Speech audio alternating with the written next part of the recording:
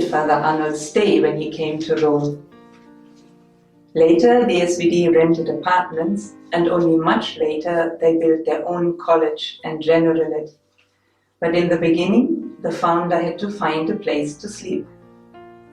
The first address in Rome for German-speaking visitors was the Collegio Teutonico Santa Maria dell'Anima, or Anima for short. It was founded by a married couple in the 14th century as a hospice for pilgrims from German-speaking countries. And still today, the Anima is the seat of Rome's German-speaking community.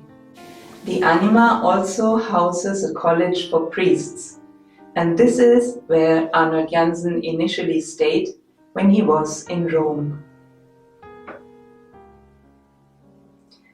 We are now entering the archives of the Anima.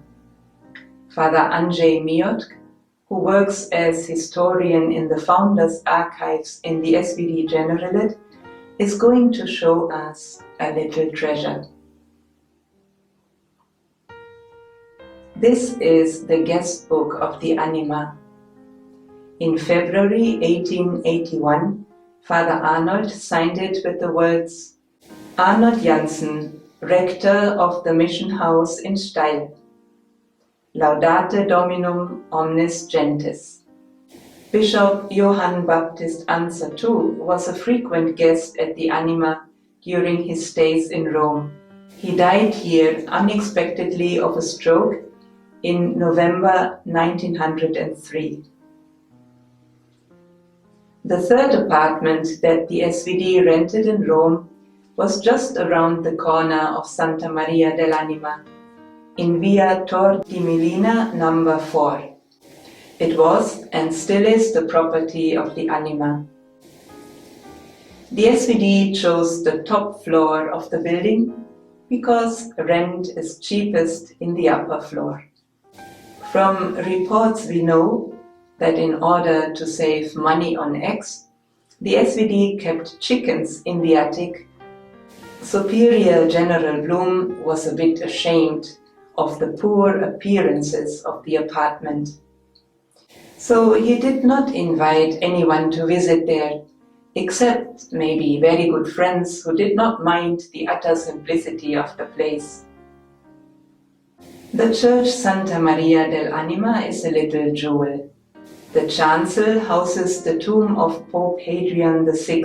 He came from Utrecht in the Netherlands, but which was then part of the Holy Roman Empire of the German nation. Hadrian was the last German pope until Benedict XVI. Hadrian's predecessor, Leo X, had lived a life of luxury, and that, among other things, caused Martin Luther's indignation. Hadrian, by contrast, was a very modest man. He was worried about the voices growing louder, demanding a reform of the church. In order to prevent the threatening schism, he tried to implement these reforms. For instance, he put an end to privileges for cardinals and the abuse of indulgences and benefices. He even sent a messenger to Germany who pronounced the confession of the Church's sins with these remarkable words. The sins of the people have their origin in the sins of the clergy. This, of course, couldn't go well. In Rome, people didn't understand the German sentiments. The Romans felt that there was nothing much wrong with the Church. On the contrary, art was prospering under the papal patronage, and the Church was powerful. So why change?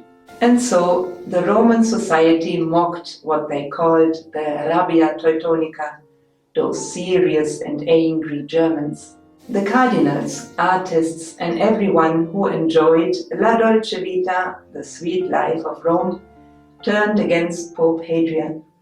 After only a year and a half in office, Hadrian died, lonely and ostracized. On his tomb there is written a quotation from Pliny. What a misfortune! How much depends on the time in which even the best man's activity falls. So, Hadrian was the right man in a wrong time, a time that wasn't ready for him. This is the famous Campo Santo Teutonico, the German study center, church and cemetery right next to St. Peter's Basilica. It dates back to the early Middle Ages. In the times of Charlemagne, it was founded as a hospice for German pilgrims. And the location they chose is highly significant. In Roman times, this was the site of the private circus of Emperor Nero. The obelisk of St. Peter's Square once adorned this imperial race parcours. And that means that countless Christians were put to death here. Most famous among them, the Apostle Peter. And Peter was buried right next to the circus in a necropolis, that is a Roman city of the dead. And over his tomb now rises the magnificent St. Peter's Basilica. Father Arnold came often to Campo Santo Teutonico to visit Monsignore Anton de Waal. De Waal was the rector here, and he was an important friend and advisor for Father Arnold. De Waal was also a passionate Christian archaeologist.